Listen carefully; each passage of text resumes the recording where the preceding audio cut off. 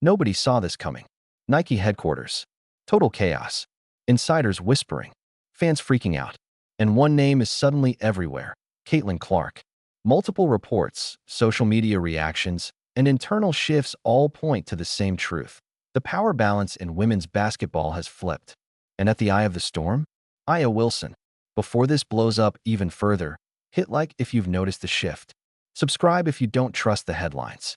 And comment one word, takeover or setup, because after what you're about to hear, nothing in women's basketball will ever feel the same. For years, Aya Wilson was untouchable. MVP, champion, face of dominance. Nike built campaigns around her power. But then Caitlin Clark arrived, and everything changed. Nike's social feed shifted. Their marketing tone transformed. Numbers skyrocketed. And insiders started asking one dangerous question. Has Nike quietly crowned its new centerpiece? Moments ago, online trackers and fan accounts caught something shocking, something no one expected. I mean, it's probably been like a year and a half now of like figuring out what exactly I want. And I think probably the most challenging part of it is like you want it to be unique, but at the same time, like I have to be comfortable wearing it. So I think we kind of like, you kind of take what you know you're comfortable in. Like obviously I play in a lot of Kobe's, but I don't, at the same time, I don't want it to be a Kobe. I want it to be something very unique to me and a little bit different. And I think for myself, like, you know, I kind of think about like what's kind of been important to me when I think about like shoes or sneakers. And I think like just the chaseability of them and like you want a certain sneaker or like you want a certain colorway. So Campaign placements flipped overnight. Caitlin Clark content went global. Engagement records shattered. Meanwhile, Aya Wilson content slowed to a crawl. No press release. No official announcement. Just silence. And in corporate America, silence is never accidental. Now let's talk unrivaled, because fans are noticing something else. Caitlin Clark's presence? Dominant. Aya Wilson's visibility? Questionable. Nobody is claiming she was pushed out, but perception is everything. And in this game, perception is reality. Here's where it gets uncomfortable. Caitlin Clark merchandise sells out in minutes. Nike shoes. Backordered. Social engagement? Record-breaking. And fans? They're asking the obvious question. Why isn't Aya getting the same spotlight anymore? In a mighty long time. That is WNBA MVP, three-time champion A'ja Wilson. Now, over here on my channel, we're not really big fans of A'ja Wilson, the cheater, or A'ja Wilson, the secret whistle hacker, because to me, it's a lot that goes into the A'ja Wilson hype, the little hype that she got. That is the WNBA referees playing a factor in a lot of the calls that she get and a lot of these championships that she got.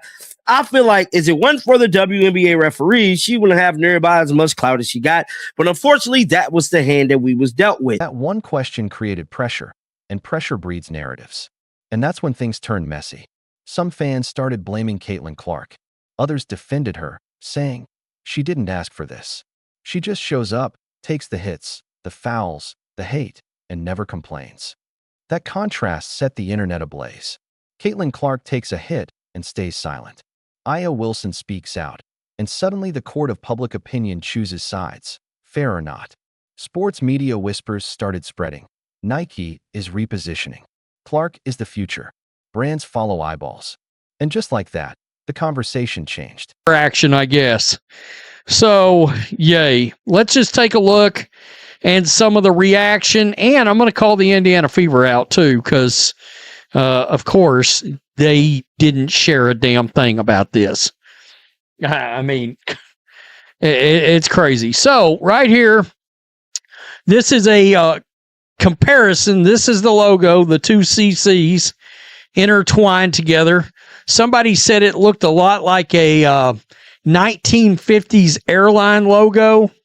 And I was like, you know, I kind of see. When the scariest sentence hit, this isn't personal. It's business. Because in the corporate world, when brands pivot, legends don't disappear, they get replaced. Let's be clear. Aya Wilson is still a superstar, still elite, still dominant on the court. But dominance in games doesn't automatically translate to dominance in marketing. Right now, Caitlin Clark owns the headlines, the jerseys, the youth fans, and the sponsors' attention.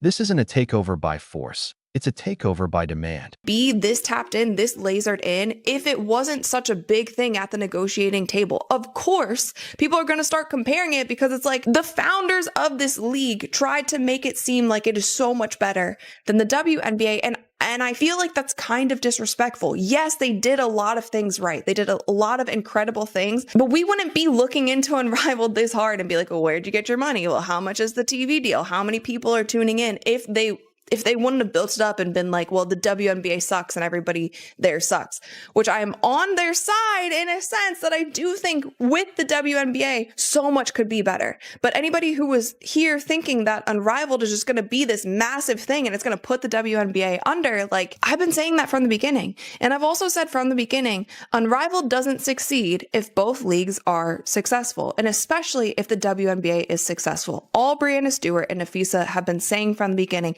is they want to make sure that the ladies get paid more and they can stay on American soil. You know how they can do that? By playing in the WNBA. And if they do get these salaries that are $500,000 average with over $1 million max, they're going to be making more than they make at Unrivaled. They're going to be playing 5v5 courts. They're going to be playing in much bigger arenas. So they did their job. So in that sense, if that was truly their goal, they did their job. They did their job. They used, I guess, possibly some leverage from Unrivaled at the negotiating table. And they did their job and they got the ladies paid more. And now you don't necessarily need Unrivaled anymore. So I'm very interested to see what the future of this league is. I do think if the WNBA is massively successful, all of these other leagues are not going to happen. Not going to happen unless they're sanctioned by the WNBA. Run the tape back from over a year ago. I've been saying this from the beginning. And if I end up being right, I'm going to need an apology from the thousands of you who hate on me online.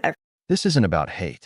It's about transformation, new fans, new money, new faces. And every era shift comes with casualties. The question isn't, is Aya Wilson canceled? The real question is, can the old guard survive the Clark era? Here's the brutal truth. Nike doesn't bet on feelings, they bet on the future. Right now, Caitlin Clark is the future and fans are buying in. That doesn't erase Aya Wilson, but it changes the entire landscape. So what do you think? Was this a natural rise or a manufactured takeover? Is Caitlin Clark taking the heat unfairly, or is the league panicking behind the scenes? Comment Clark era or Aya fights back, because this story is only getting started.